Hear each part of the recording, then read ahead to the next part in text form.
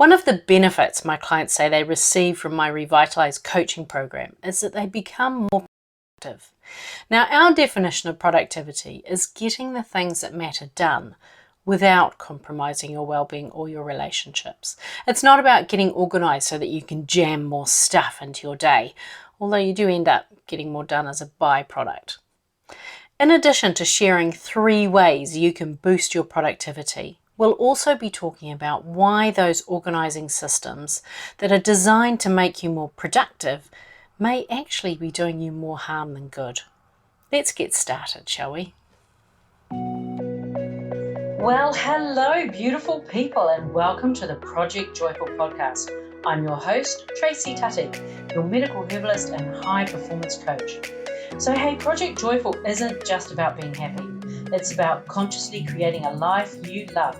It's about remembering how to reconnect with your soul-centered joy. You know, that joy that comes from doing what you love, from living on purpose, and from being in a life that allows you to experience deep joy moment by moment. So hey, let's get started, shall we? One of the outcomes my clients tell me they get from my Revitalize coaching program is that they become more productive. It's a byproduct of feeling calm, clear, and centered on a daily basis. But it's also one of the main reasons many of my clients join me on the Revitalize journey. A key distinction is that the feelings of calm, ease, and clarity are in play, and increased productivity is actually the symptom of having how you want to primarily feel and the mindset principles that brings clarity effortlessly into play. I call it a key distinction because most productivity systems focus on creating the illusion of control through organization and being able to jam more stuff into your day.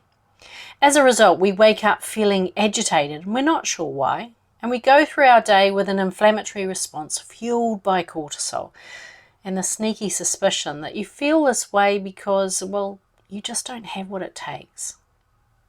Before long, the system slides because the effort of maintaining it just doesn't justify the 6 things you manage to squeeze into your day and the exhaustion that comes from running on cortisol and living in a constant state of alert and the systemic inflammation that comes from that. The crazy thing is that we don't blame the flawed system. We blame ourselves.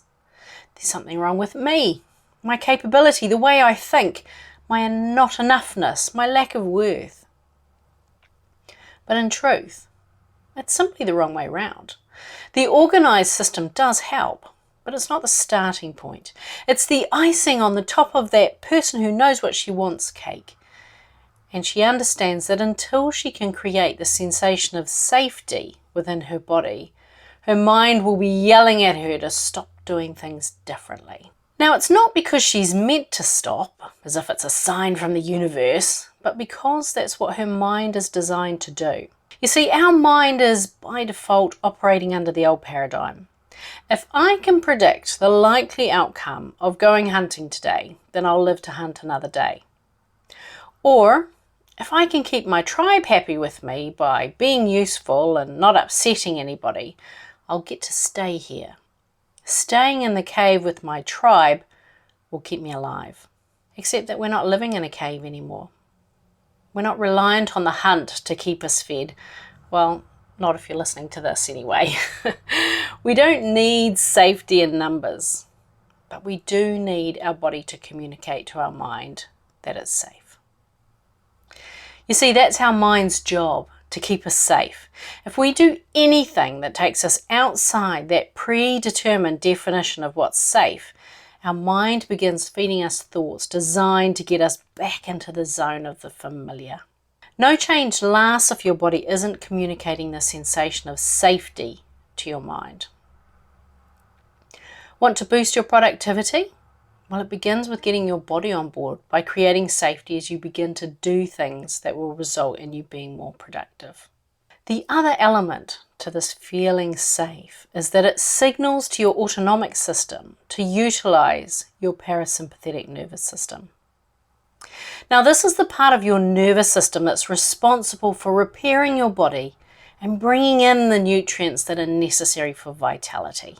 Researchers have also demonstrated that the state of relaxation associated with the parasympathetic nervous system reduces systemic inflammation, and as a result it decreases the risk of developing heart disease or having a stroke. It also lowers your blood pressure. And in terms of the neuroscience, this relaxed state boosts creativity, improves memory and our ability to solve problems.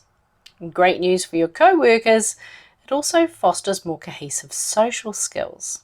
So if some of your day involves solving problems, remembering where you stored that file, or recalling that number, that budget code, or a piece of research that you're planning on basing your board paper on, you'll be way more productive if you prioritize being in a relaxed state. So how do we address this through the Revitalise coaching program? We've already talked about the foundation piece, creating the sensation of safety in your body. We do this through breath work, through touch, and through movement-based practices. Another aspect to this relates to the thoughts we think and how those thoughts make us feel. Our behaviours and our favoured feelings tell us a lot about what's going on in our mind. Our favoured feelings are the ones that we tend to hang out with the most. They can be disempowering emotions like frustration, anger, apathy, or control.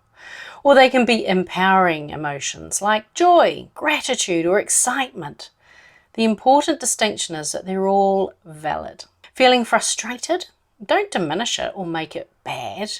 Let yourself feel frustrated. Move it through your body. Process it so that you can receive the information that's being conveyed to you. Then you get to choose a more empowering emotion. These feelings provide valuable insights into the things we're doing or not doing, and the thoughts that we're thinking as a result. So, not putting your hand up for that project that will give you the responsibility and the visibility necessary to leapfrog your career, well, that's not necessarily a productivity problem. That's a self-doubt infused problem.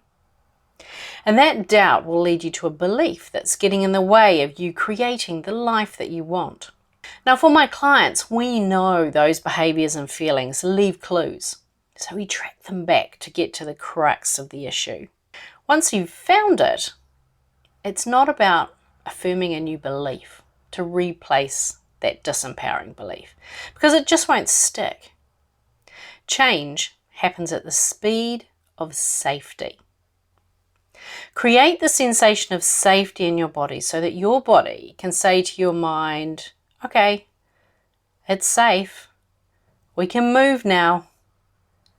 And then you're working the new belief, doing things that feel uncomfortable, like taking on that career-defining project and making it safe along the way. Want to be more productive? Create the space for increased productivity by relaxing your body, getting clear on what you want and following your emotional signposts. Interested in having a chat about boosting your productivity? Book a free 30-minute productivity strategy call with me. I'd love to help. Sending you lots of love. Bye for now. Hey, thanks for listening to today's podcast. Can I ask you a favour? If our conversation spoke to you today, could you please take a moment to leave a 5-star review? Your review will help people discover this podcast, and together we can create a world where there's even more love and more laughter. And if you want to hear more from the Project Joyful podcast, just click the subscribe button. Bye for now.